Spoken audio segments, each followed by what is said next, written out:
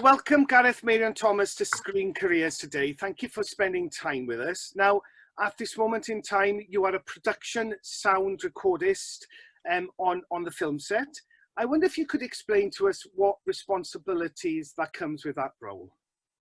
Well, responsibilities of production sound recordist on a drama or film or TV show is basically recording clean dialogue from the actors, from the characters, and anything else that might be required to make the scene work, and mainly to keep out the sounds you don't want, like creaky sets or doors slamming in the background or people chatting in the background, things like that. That's what the directors and the crew don't notice at the time because they're concentrating on other things. So that's what I've got to concentrate on recording. Now, tell me how Gareth came from school days into this world of sound. What were your career pathways and journeys and steps throughout your life to become the production sound recordist?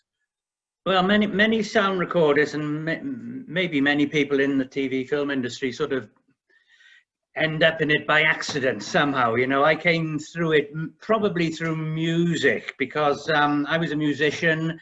I didn't have any relationship with the film industry at the time, apart from through the music, taking part in TV shows and seeing behind the scenes and things like that. So I was interested, but I didn't really understand what it entailed. I was interested in music, not sound, because they are completely different, and that's important to realize. But I did, after leaving school, I worked for the local government for a few years, and in my spare time, my interest in sound and music was helped by knowing people who did work in the industry, and just thinking, well, maybe this will be right for me. It's a bit more exciting than what I'm doing now. So I was very lucky to get on a coverlet course, which was run at the time, and was very successful in getting people into the industry when they needed trainee people starting off in various roles, and also people that maybe were a bit more experienced, but maybe they didn't know quite how they were going to fit in. So that course at the time was a 2-year course, but I finished it in 9 months because I was a bit older than the others, and I sort of knew what I wanted to do. I wanted to do the sound. I didn't want to do camera. I didn't want to do production. So I was fortunate on that course that they put you on location more or less throughout. So you were on a film set, you were there doing it. You know, you weren't behind a desk, you were out there. And so you very quickly got to know if you liked it or not, and if you're going to fit in, because that's basically how it works. You know, you know if it's not quite right for you, because it's very demanding. It can be stressful. You've got to be able to get on with people. They've got to get on with you, and you've got to keep quiet when you should be, and you take part when you want to be. But it's a team effort, but also you've got to make a lot of decisions yourself independently without bothering too many people. So that's how I slipped into it. And then, just out of interest, because obviously the team is not just a production sound recordist, no. There are other members within your team and roles. So when you finished with the coverlet training course and then you set out, I take it on a freelance level into the industry, what was the next role for you what was the next career move from moving from training? I basically, when I was training, I worked more or less as a recordist there and then. Although as soon as I finished the training, my first role was as a boom swinger on a couple of productions in North Wales, and that was a real eye-opening experience, because people don't realise how tough a job it is, boom swinging, getting the sound on the microphone. It's different sitting behind a desk and recording the sound to actually being on set and having to deal with all the issues that are thrown at you every day. You've got to be able to liaise with all different departments on different levels, be it the lighting department, costume department, production, to try and, if you've got any issues, to work away to get what you want without disturbing too many people. It's a very highly skilled job, and a lot of boom swingers stay in that role forever. That's what they like, that's what they're good at. I couldn't do it. I wasn't strong enough to start off with. You've got to be strong, and you've got to be strong-minded as well sometimes to to get what you want. That's what I did to start off with, but I quickly went into the recording side, and I've been there ever since. Yeah. So Gareth, as the HOD of the sound department and as a potential employer of an employee, and being on a freelance level as well, and you're searching for a new team member, could you give us some tips and advice to our audience in regards of what you would look for in a person that would be interviewing with you for a potential trainee role or a boom operating role?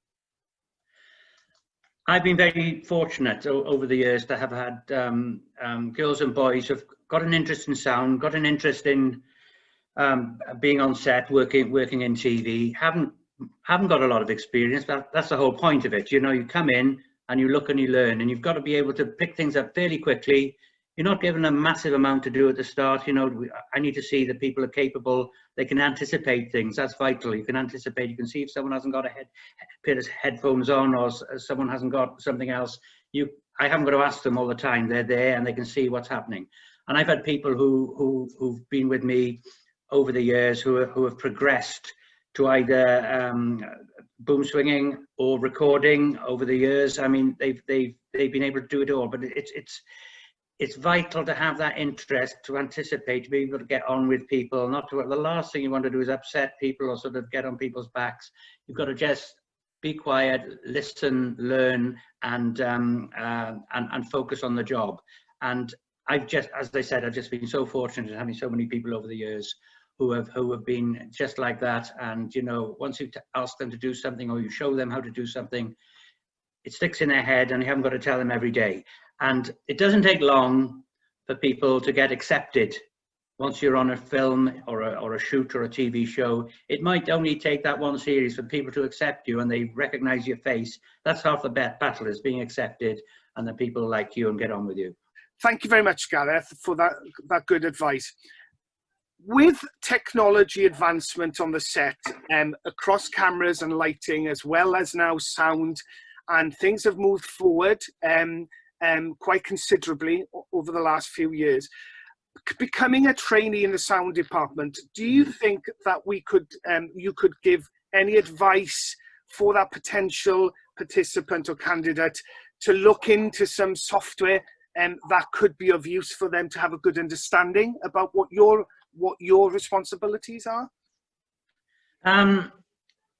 There was a time when we thought in the sound department we were quite fortunate that we didn't have anything much to do with cameras, because they seem to be having to buy a new camera every couple of years because of technology.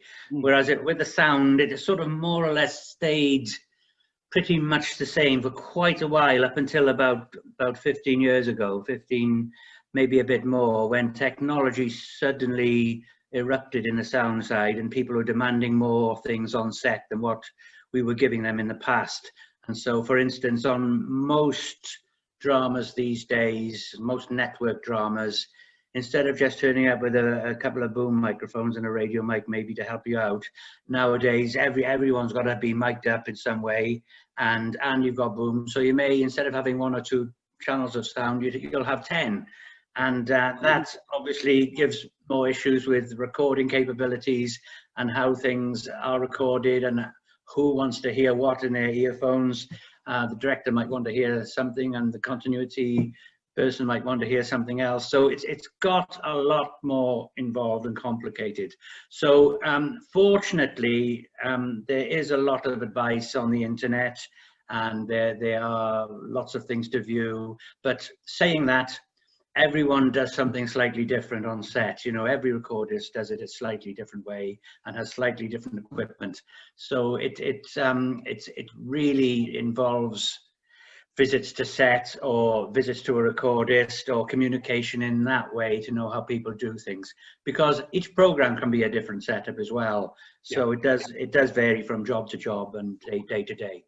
And have to make good advice there, and thank you for that, Gareth. And it really does feel that to ground yourself in a moment of training within a department, especially the sound department, being such a high-spec technical skill set, that it's a very much a must, really, to start on that level and to learn the equipment and learn the set etiquette from your peers, obviously within the team, and to ground yourself and effectively to take up your advice earlier to us on set etiquette, really, and to effectively be a team member within that sound department is hugely important.